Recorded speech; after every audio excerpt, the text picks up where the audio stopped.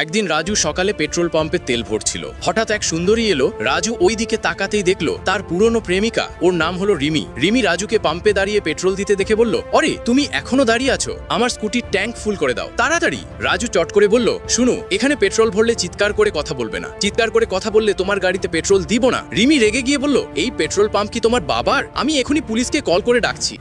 কিছুক্ষণ পরে পুলিশ এসে জিজ্ঞেস করলো, কি হলো ম্যাডাম? রিমি বলল, স্যার এই ছেলেটা আমার স্কুটিতে তেল ভরছে না। পুলিশ রাজুর দিকে তাকিয়ে জিজ্ঞেস করলো, এই ছেলে তুই মেয়েটার স্কুটিতে তেল ভরছিস না কেন? রাজু এমন কিছু বলল সেটা শুনে আপনারা কেউ হাসি আটকাতে পারবেন না। আচ্ছা, সেটা শোনার আগে তোমাদের জন্য ছোট্ট একটা চ্যালেঞ্জ। আজকে দেখি কে চোখ বন্ধ করে কমেন্টে মা লিখতে পারে। আর হ্যাঁ, ভিডিওটা লাইক আর চ্যানেলটা সাবস্ক্রাইব করতে ভুলবেন না। 3, 2, 1. এবার শোনো, রাজু বলল, স্যার কিভাবে ওর গাড়িতে তেল ভরবো? ওর তো ইলেকট্রিক চার্জিং ব্যাটারিওয়ালা স্কুটি।